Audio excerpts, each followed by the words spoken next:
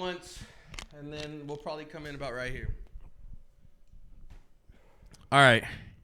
What up? Again, this is the podcast. I think we're at number, I'm going to say 5. I think we're at 5.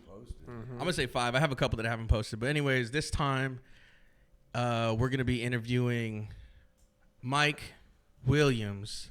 Welcome. Thank you. To Space Talk. Hi, CJ. Thank you. This is my co-host, by the way. I don't know. He wasn't here last time. Yeah, whatever the fuck my name is. I mean, it's pretty crazy that he has a microphone and he's not talking into it. It's just another one of those things. The world Fuck works, me. The world works in mysterious ways. Yeah, this guy thinks that he's fucking just talking straight to you in your living room right now without a microphone. Fucking, that's. He got that Neuralink, man. That Elon Musk. You know what I mean? He's already fucking on the next wave. I'm attached to you in real time. I want it to feel authentic. You feel me? So. Yeah, well, then we're going to have to call people over here and have a real talk. But until that happens, we're doing this. And last time, the last podcast we uploaded was for the show. So, Mike, if you don't know, Mike put on a show that just happened, I don't know, say about 14 days ago at this point. About 2 weeks ago. Yeah, March 1st. Yeah. March 1st show. It was a great turnout. I couldn't make it because I'm a dumbass. But alcoholic. Anyways, my man never told no lies. So you can't tell a lie about the show. How was it? Well, for starters, I can't even begin to say how the turnout was like beyond what was expected. You know, like there's a bar in the song that I have. It goes. I did a show where no one showed up. 5 folks watching while I spit, and that's for real. Like we did shows at Marlowe's, where it was like maybe max 20 people. We done Fat Out. I think we pulled maybe like 50 to 60. Now you want to know what comes to mind when you say that? You want to know what comes to mind when you say that? What's up? Is when you won the fucking Smokers Kingdom rap. When I smoked the freestyle. Yeah, then that was like 5-6 years ago. You know what I'm saying? And I just got back from Smokers Kingdom, seen a horny ass nigga buying some honey packs over there, man. What is he doing by the honey packs? packs? Insane, bro. And nigga was like, she could drink them too. Like, come on, mama. Is this not just for the males? Is this for the female? For man and woman? Men goat and female goat? But no, anyways, yeah, Fresno's finest, man. Over 300 people in attendance, man.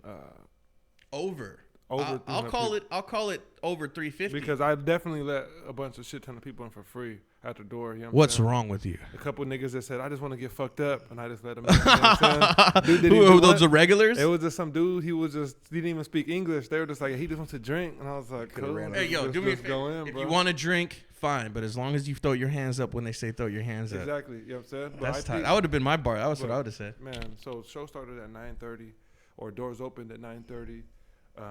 You know, given some technical difficulties and other shit, we didn't really get it cracked off to about 10:15. But I'm telling you, man, by 9 o'clock, bro, there was probably 115 people in the building. By 9:40, by 9:45, 10 o'clock, close to 2. I mean, you could, being one of the artists on the bill, you could attest to what he's saying, right? Again, I can't. True. You could back that shit up. Yeah, I mean, like gotta have a witness. Bro, it's like, and I'm not saying that like from a perspective of, I knew this was gonna happen. Like I knew something was gonna happen, but bro, there's a picture I got with this nigga. There's a guy behind the camera right now. His name is Cisco. He was also on the bill. And it's just me and him just like looking at each other in disbelief of like, bro, like what the fuck is going on right now? Just a couple niggas from Sanger, you know what I'm saying? Yeah. Out here just turning it up. And that's the case, bro. Fresno's finest, provided by Sanger's finest, you know what I'm saying? Taking over the globe, taking over California, one step, one state, one city at a time. So just stay tuned, man. Part 2 coming this spring. So yeah, we want to do something spring, and then we want to do something July. But we'll talk about that when we get it right. To wrap it up, man, it was as Future said, sensational. That's good. That's good because I remember when you brought up the show and it was a whole idea and everything. There was a certain point where it was just like, all right, yeah, it's getting real. And then when I caught wind that all the physical tickets are gone. Well, and then I caught wind that. Somewhat true, yeah. Oh, well, you're blacked out. Well, not all the physical tickets, but I was told that most of the physical tickets were sold. Wait, what happened? Couple niggas. Hey man, if you gotta say something, you gotta just speak up. Couple niggas didn't do their part, their due diligence. But outside of the sales side, everybody showed up. Everyone put on a clinic, bro. I'm telling you, it's no event has came close since, and I don't think until we do the next one, no independent rap event in Fresno, California will ever come close. They got to bring Pilo and Phoenix Flexin, and they got to bring the whole. They got to bring the whole California state out to Fresno just to sell some tickets, bro. I know. Like, you know what I mean? We got should we tell them? They had to pull a page out your book. They had to get High C up in there to sell some tickets. You feel me? So that's something you're doing it. Yeah, they got you in. Hell yeah. No, they didn't get him in. We got him in. Yeah, we kind of we saw the opportunity to do it, and then we just kind of back and forth off of it. Well, shit. And we got in, but I mean, it's a pay to play type thing. And I did that too about 3-4 years ago. Opened up for Blueface when he came down to like the Legion's Hall in downtown or somewhere. Yeah, shit like that. I don't feel like that just wouldn't be your crowd we though. We were throwing out. Oh, that was me and George did it together. Oh, okay. So we were throwing out weed to the crowd and everything. For me personally, that's not really my crowd, but like you said, it's pay to play. It's an opportunity. It was a learning lesson in music, man. It was a learning lesson because would I do it again? I would not. You know what I'm saying? And that's why I provided the Fresno's Finest platform was because I've done that. I've also done Coast to Coast. I don't know if you're familiar with that. The Coast to Coast. It's like a artist showcase, man. They go all across the nation, and they tax, bro, and they get $250, $300 a piece from each act. And then $250. Okay. And then they bring in my opinion, personal opinion, they bring in artists. It's like very ambiguous, the meaning of artist showcase. They say it's for upcoming artists, but when I went, the dude who won had already had a deal with Universal. He had already been like multiple festivals. Did he have fans there though? He didn't have fans, but he had, I guess you could say, backing? Business partners. He had the judges were part of his crew from his label. You know, they knew who he was. Well, I mean, that's just kind of like just throwing on a show and using that as an excuse to have a show. And that's the industry, you know. They put it on and they make you pay to play, you know, and it's up to you to take advantage of that time to do what you got to do with it. You know what I'm saying?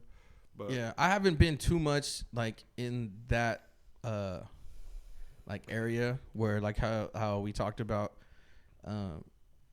some places are just a fucking circle jerk of people who don't want to let people in. Hold up, is my boy drinking wine just out the bottle like that? It's like a savage, bro. Bro, this is crazy. Yeah, Why? I never seen that before. Ask him another question. Okay, on a serious note, how did it feel growing up as Cat Williams' nephew? Honestly, I did get called Cat Williams. Who the fuck called you Cat Williams' nephew? The homie's dad used to call me Cat Williams, bro. Rest in peace, man. Rest in peace. Wait, Mark. how does he have this information? He don't know, but it's just it's the ether, I know bro. everything. It's the ether, man. Oh, you guys had a conversation outside the fucking bar. But nah, so I wasn't there, so you know I couldn't. Fine. Am I Cat Williams' nephew? I am not. I am not. But at one point, He's his uncle. I did. Get He's his uncle. He's his uncle. So, he's on the fucking bill for that next show. So I hope, you know, we pop out. I hope some people pop out that were at that show. And for a 420 show, in my honest opinion, to seeing the lineup, he's probably the most truest. Or the most true artist for a 420 event. show. You know what I'm saying? He's going to come out with that, light it up for the Smoker's anthem. People are going to Yeah, be lighting this shit up, yeah. putting it up in the air. Yeah, that's just going to start jumping, bro. It's going to have to. And that's why we were just like really 420. It ain't 420 unless, you know, he's there. Well, I mean, it could be. I mean, fuck. And did you see they took a book? I don't know. Hey, and You think they took something out of your playbook? they took the discount codes out my playbook.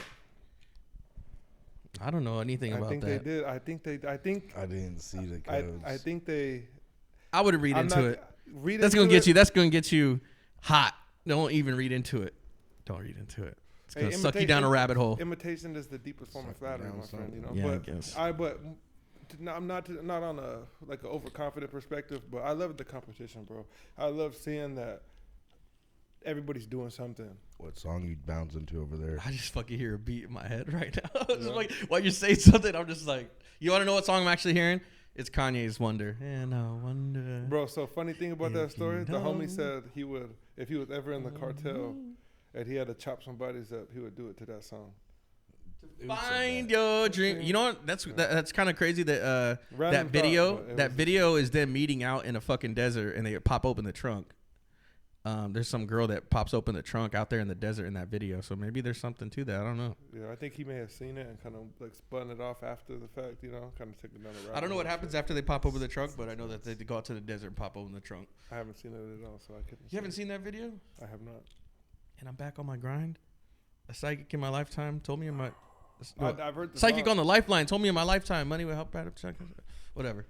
But Something You in loud the- as fuck something in that the- mic. something in the I sky. know you're low as fuck in that mic. I haven't heard you say a goddamn word. He's smoking on that blunt that way. You're taking all that shit to the face. I can't smoke. But yeah, Fresno's Finest was a success.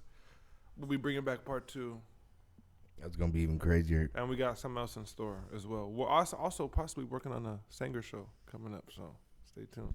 Who? Yeah, it's in the You works. know something I don't even know. Who? Yeah, it's in the works. Oh man. The same spot. Am I the one negotiating the issue? Am No. I the guy that's talking to the guy? No. Maybe. No, I'm not. Oh, you're not? No, I'm not. Who's talking to the guy? DJ Richie La Bamba? Hey, you're psychic, ain't you? Mm-hmm. You know what I'm saying? I think Richie La Bamba had a good time too. I'm glad that he did that off the love, and he fucking, he did that. I mean, to DJ everybody's set, and without the DJ, I mean, who the fuck is gonna spin the records and make sure they're on? I mean, They're DJs, right. I mean, he gets his money at family parties, weddings. You're- Man, let's get fucked up and let's have a show. Come on, you know what I'm saying? Let's turn it up in this bitch. Like, DJ, man, that's why I fuck with Richie, because it's always lit. And he's good on the mic, man. And he knows how to, That's good. he knows, you know what I'm saying? He knows how to work I sound the crowd. corny as fuck on the mic. One time I was over there at That's fucking for sure. yeah. One time I was over there at that place next to Bobby Salazar's in Old Town Clovis. And I got on the mic. I said, I don't know what the fuck I said. I was drunk probably. And I said something. The girl looks at me. She goes, I was like, fuck, I'm out. I'm out. I felt so I think I did a stupid. decent job. I think I did an okay job MCing. Oh, yeah. for You're sure. over there telling everybody to put their dicks up. I mean, put their hands up and everything. What the fuck? Bro. What? You're like, yo, put your shit up in the air. Swing it around like you just don't care. And That's then everybody was crazy. listening to it, and then you guys got a bunch of people with their phones out. The lights were shining. Cisco was singing his song. Bro, we can't just skip past. We'll just What was have that to- song you were singing? Ride it with me. Oh, yeah, he did. I think everybody's was up that day. I think everybody was hard. I think everybody was really going.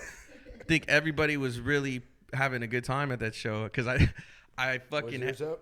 Huh? Yeah, mine was up at my house. I was going through everybody's shit, and I was looking at all the lives, joined in on some lives, and people were going live and enjoying it. So, I was proud. 300 people 350, in attendance. 350, And it's crazy. 350. And that's counting the door, online, and physical ticket sales. And that's no major artist on the bill. Yeah, there was At none. all. There was no major artist. As to what you would consider a major, it's a couple major artists in the building right now. You know what I'm saying? It's about 3-4 niggas in here that really put it down. on But some not wax, part of the bro. Fresno Circle Jerk. That's why we're Not part of the we're Fresno not Circle part of the Jerk. circle jerk. You know what I'm saying? We're here to break the circle jerk up. You know what I'm saying? Or just make the Circle Jerk a little bit bigger. Make it just a little. You right-handed or left-handed, jerk? It depends on who I'm next to. If your elbow's bumping me, bro, get out of here. What the fuck? Jake is ambidextrous. You I'm know? You go ambidextrous. skiing? He taking them all. No, I ain't skiing nobody. I'll ski myself before I ski somebody else, man. Come on, He man. got monkey feet. You go 4 at a time. That's why. Come on, man. This guy has one-liners all day. Never ask any questions. Just one-liners. I hate this guy. This guy's the bane of my existence. Motherfucking love me. So, after the show, did you guys have any like afters? Did you have a plan for any kind of like afters or anything like that? I was wondering about that. Like after-party shit? Yeah, just like after No, not party. too much. Just went back to the homie's crib, posted up, smoked a little bit, drank. Because I was at the door working all the time. I was letting people in. At any point, did you get like sweaty, like where you're like, fuck, man, this shit might Right. not work. This shit might not go as like There planned was, right there now. was one point when there was a line. There was probably about like almost maybe 15 to 25 people in line. And I thought and the security was acting a fool. Uh-huh. And I thought it was just like, oh, here we go. Shout out security who was acting a fool that night. Don't do that again. No, bro got locked up and everything after the show. It was Wait, crazy. what? Which one? You already know which one. He got locked Which up? one? No, wait. Which one? With the long hair. No way. Yeah, that fool was like, he was all faded. Yeah, he was all fucked The up. security was faded? Yeah. God. And it's like, you know, when I'm a lenient guy. I'll let you do your thing, you know. I'm not. If But, I like, was if you're there, gonna I would have started something. If you're gonna take it too far, bro, you just won't get brought back the next one. Yeah. But we got the detail already arranged for the next spot. Outside of that, that was that one point when I was just like, oh shit, like this may not work. It's getting kind of Right. packed, and everyone was like talking. There was like somebody from inside had a question, and then there's people at the door. There was like a group of 8 people who like had tickets, and they were like, oh, there's 6 of us here. There's 2 more people coming. And then there was like a whole line over here, and then What is like a teppanyaki situation? Like, yo, I got a table here for like 8 people, but only 6 people are showing up. It was a clusterfuck. But and then it got resolved in like 20 minutes, and then it was cool. that's good. And I mean, what was from the last time you threw a show to that time? How long in between was it? Like how long? Because I mean, at some point you're like, okay, I'm throwing a show. This is like kind of riding a bike like last time. But then you get into the groove of things, and did you just kind of like just know how to like manage everything? Like, or was there any kind of rust on that part? Like, were you rusty? Oh no, like, I'm a natural. Just throwing a party. You know what I'm saying? Have you always been like a party throwing type of person? I've always been a host, party like host. I've never thrown. I've thrown. You're not even talking to the mic, I think I've bro. thrown 1 or 2 parties in my life. Uh-huh. I've never really done it like that before. Uh-huh. It's just the music that gets me into it. But before this, I think it was like a 3-year, 2.5 to 3 year gap. So you just got on the bike again and just started fucking. I just picked up the rock and just started shooting that motherfucker. You know what I'm saying? Started hitting him till I busting niggas ass, bro. Damn, you're like Jerry Jones. No, I'm not like fuck Jerry Jones. He's a Joe Biden of the NFL, bro. He's out there fucking shit up, bro. All right, so you're not like Jerry Jones. I'm like. It's a Roger Goodell. Nah, everybody boos Roger Goodell. Psych. We'll find somebody. We'll find somebody that you're like. I'm like. Randy Moss. Nah. No. I don't know who you're like. You gotta figure that out. Keenan Allen. To the Chicago Bears. He's like Keenan Thompson. Imagine. I'm weak. You know who you remind me of? Yeah. Jamarcus Russell. Yeah, you do. Give me Jamarcus Russell vibes. Yep, because I get in there, I get the bag off of what they think I could do, and then I do a little bit of it, and I dip, and I get the bag. That's it. I get the bag. Did he not get a bag? Isn't that what everybody talks about? I could teach finesse. Isn't that what everybody's talking about nowadays? They is. To finesse? I could teach finesse. Yeah, bro. Come on. It's the. That's that he finessed the biggest bag. He should fucking wear that T-shirt. That have you ever seen that Drake sweater? It's orange, but like a Tennessee writing, like the Tennessee Volunteers, but it says finesse instead. Mm-mm. He should have been fucking wearing that shit because he finessed the Raiders and get your fucking money. What the fuck are you supposed to do in the NFL? You didn't even have to get hurt. Hey, I don't know. Your plants need water. Not that one. This one does. The fucking weed plant. Yeah, the weed plant. Well, there's just clones. They're not gonna fucking grow any buds. They They can look grow, sad. bud. Well, if you want to water on my friend, go ahead right now. Give them some Corona. Have you ever seen the movie Bud's House? No, I haven't. It's like some spoof movie. It's like a spoof movie, to where they have some bud. They have some bud, and they fucking they put it under the house, and it goes right into the sewer line, and they just start shitting crazy. Then some big dude comes and just fucks it up, and his shit just like goes onto the weed, and then it makes it super dank. His shit? Like the water from the sewer line drips onto the plant, Uh-huh. and then it grows hella gas. Dang, I never seen that movie. What is it called? Bud's House. Shout out to Bud's House if you ever been to Bud's I House. think I was high as fuck, maybe being like 17 years old on Netflix. It's like back when Netflix had a bunch of bullshit. Yeah. Independent movies. Yeah, one of those. Yeah. Independent movies. Yeah. I always feel like I could do an independent movie. I just need a goddamn camera. I could write it. I got scripts at the house. Talk to me about what got you, because I gotta ask. When was the first recollection of you just like knowing that you were gonna write to a beat and rap to it, and like rap out loud to yourself? The first time I ever got challenged to rap, I was like 8 years old. I can't say for sure. I was somewhere between 8 to 10. It was like at a sleeper. I was over with my cousins at like a slumber party type thing. We were having like a little freestyle battle. All my older cousins, they were just like having a dance battle, rap battle. They were going crazy, doing all this shit, you know. Performance. Yeah, you know, it was just all of us in the, you know, one bed was on this side, the other bed was on this side. It was the boys versus the girls. You know what I'm saying? Okay. Like it was going crazy, yo. So how'd you get called on to rap? Because my dad is a real, in the family, he was a real, he had status, I guess you could say. So like all the kids fucked with my dad. And I was, you know, I have the same name. So and he was a rapper. And so I'm shy. I'm sitting there in the corner and they look at me and they're like, nigga, go ahead. It's your turn. And I'm like, I don't know what to do. You know, I can't rap. And they're just like, bro, it's in you, you know? So what, did they throw on a beat and then you just started going? They were just going off the top, off the head, just gassing each other, just like, your feet stink. You know what I'm saying? There's like, there's a bunch of fucking bullshit. So they were telling you to just clown on somebody, but make it rap, make it rhyme. Yeah, and at the time I was very, like I said, very shy, and that's kind of the first time when I kind of understood, like, okay, like maybe this is something I could tap into. And then it wasn't until like maybe 5, 6 years later, 7 years later, once I moved back to Sanger. I mean, every now and then you throw a beat on with the homies, smoking and rap and shit, you know, I'll be able to handle my business. But once I moved back to Sanger, I think my senior year, so I really started putting that pen to the pad and like writing songs. Did you show your dad?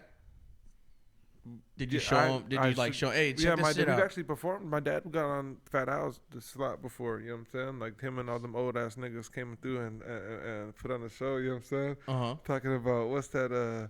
My dad got some shit talking about. Man, it sucks because all that they didn't pay their distro kids, so all their music got taken off. Yeah. So I can't find none of that shit no more off YouTube or nothing. But they have some fly nigga swag, bro. World's Most Crew. If you could find that song, go play it, bro. It's a slapper. All right, so you're rapping. You just feel like, you know, this is what you want, like kind of like what you want. You're just doing it as a fun thing, as like a little sport. Yeah, like a high school at parties in the backyard rapping. You know, like rest in peace, Master J, Joey. You know what I'm saying? Niggas like that, bro, who kind of really, not to say started it off, but motherfuckers like him who are like really confident with that shit, bro, and really doing it for real, bro. You know, and then slowly you started to see like motherfuckers get more comfortable with the idea of a hip hop artist in Sanger. You know what I'm saying? And then motherfuckers like Cisco himself, J Hits, Solar.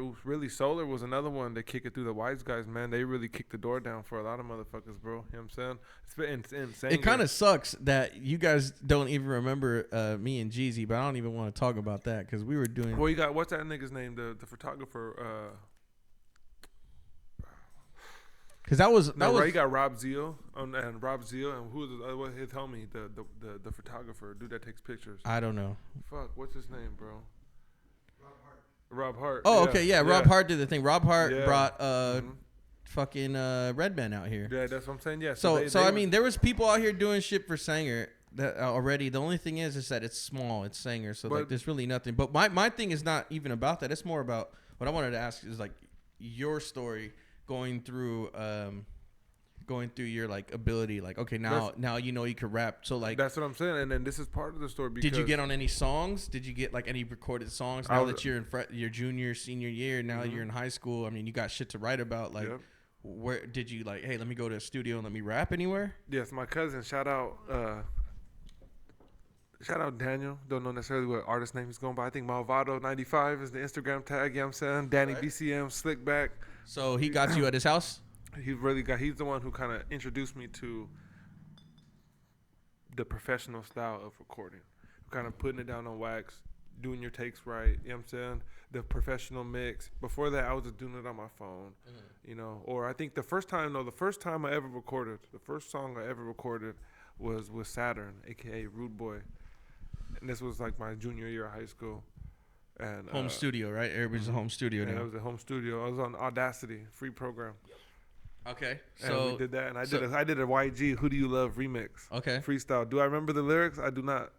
But now you got a song. And then I jumped to my cousin's spot. Do you show like who do you show? Because I mean, for me, like I was never able to show my mom my music for some reason. Me neither. I like couldn't. Microphone again, bro. Can we get a microphone holder, please?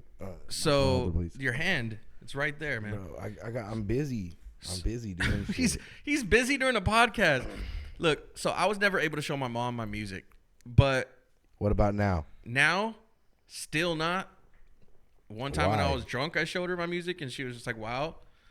But You ain't got no huevos? My mom knew I made music. She knew I was doing my thing. She knew what I wanted to do. She listened, but at the time when she was alive, I didn't necessarily. I took it serious, but it wasn't until like the last year of her life was when I really kicked it off. And how'd she pass? If you don't mind me asking. Like she passed with cancer, natural causes and shit. You know what I'm saying? It is what it is, bro. At this day, but still dealing with the trauma. You know, and I feel like that's just something that everyone goes through. Motherfuckers who are in my situation, anybody who's lost a it's kind of rare. It's kind of rare to like lose a parent pretty. I lost both parents, early. Bro. You lost both parents in the same year. In the same year. Yes, in the same year. Bro, I lost my dad in February 2021. Then I lost my mom December 2021. My dad got murdered. My mom died of cancer. And where does that put you? Where does that put you in a headspace, bro? That goes back to the 2.5 to 3 year gap I referred to earlier in the podcast of me kind of just.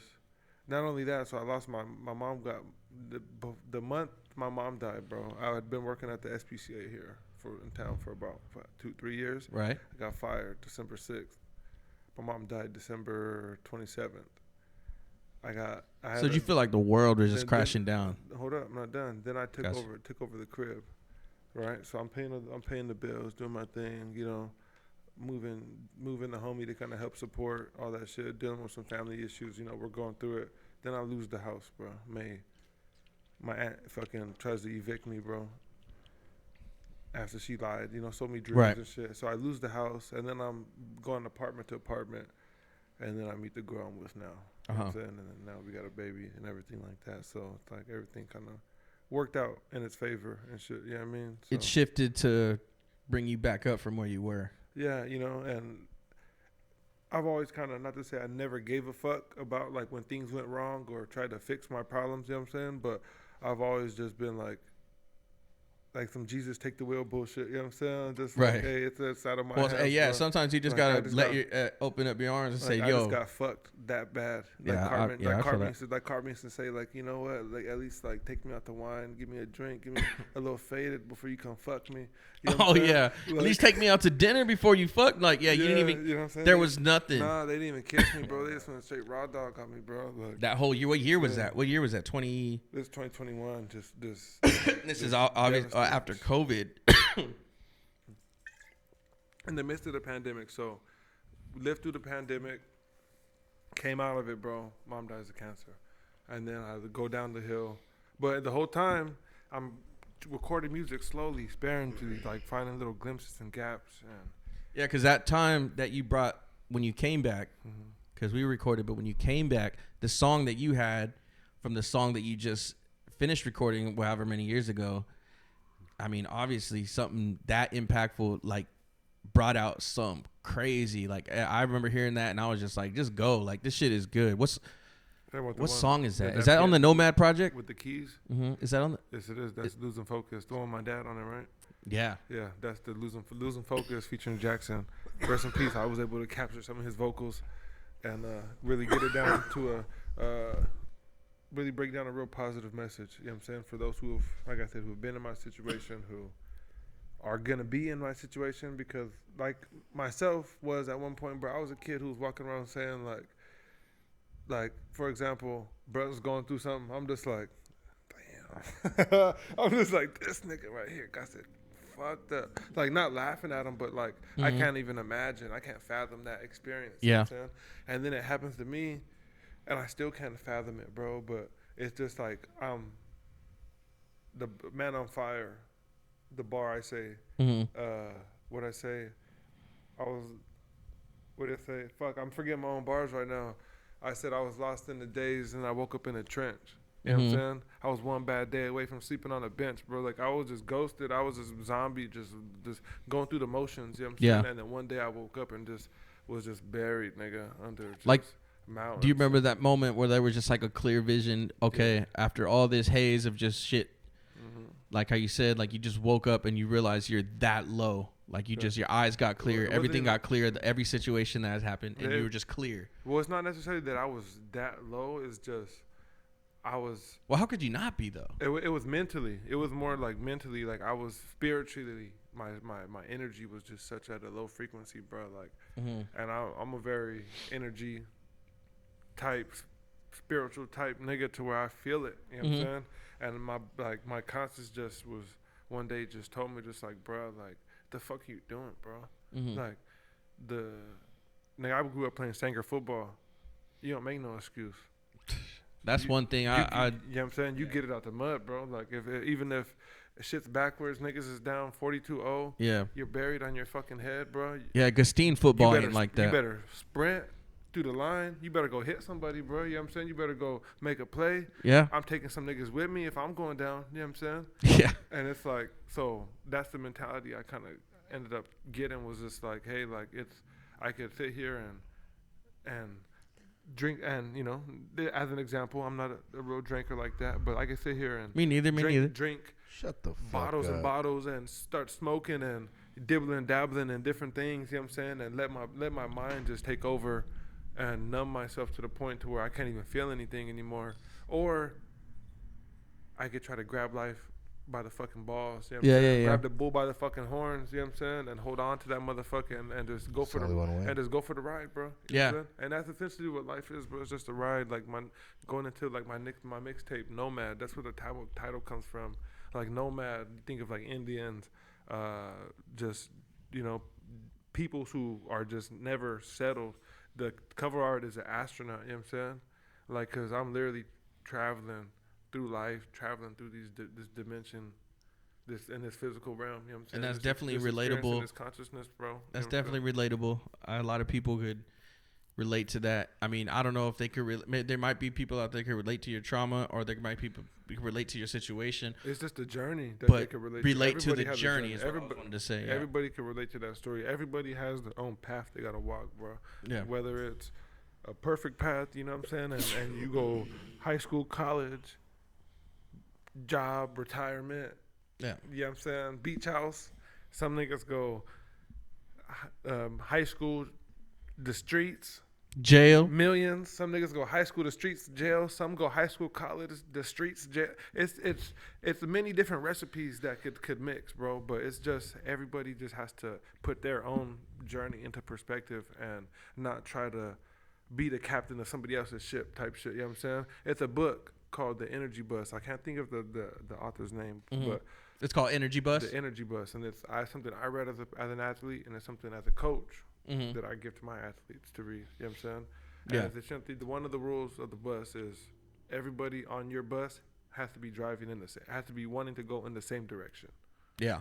You know what I'm saying? And that's pretty much what I got to, was like, hey, like if I'm gonna take my life going this way, anybody around me, anybody with me has to be going this way, because I don't know if you guys watch Club Shay Shay at all. Yeah. Shannon Sharp. He had Terry Crews on the podcast, and Terry Crews I watched the whole thing. made a comment, and it really put shit in perspective, bro. He was like, I made a voicemail, and he said, hey, my name's Terry Crews, and I'm going to the next level. Leave a message. Okay. And he said, and everybody who called me was like, where are you going, huh? Where you about to go to? Yeah. What you got going on? He's like, those are the people I needed to get away from.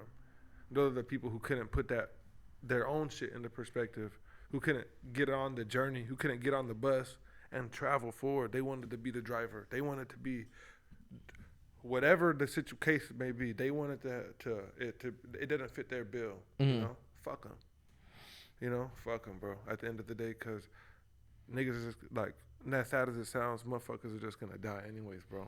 So you might as well just, like, not to say please yourself, but do what's best for you. Do what's best for your family. Take care of the ones you love, because at the end of the day, bro, when you're laying down, disabled, like out the way, can't do shit, you know what I'm saying?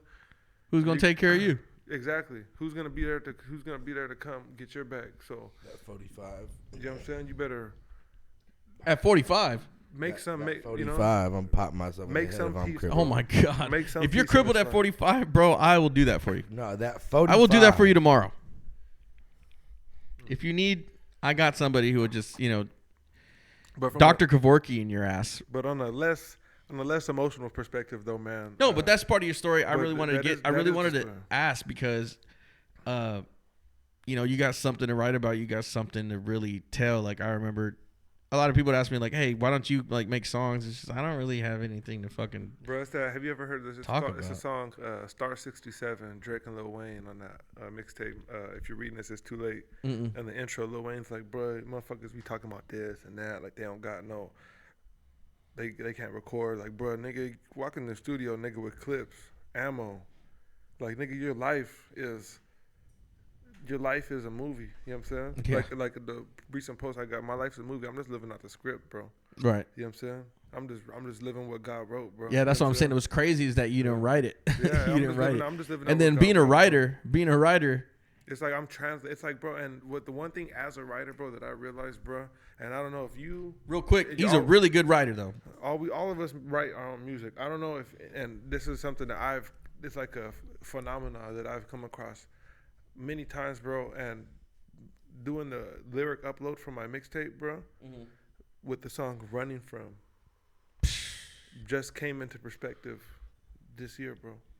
Like literally. Dang, and we recorded that. That beat. Oh my god, that beat was made 2019. 5 years ago. 2019. Yeah, that beat was made You know what 5 I'm years saying? ago. And that song just came into perspective, bro.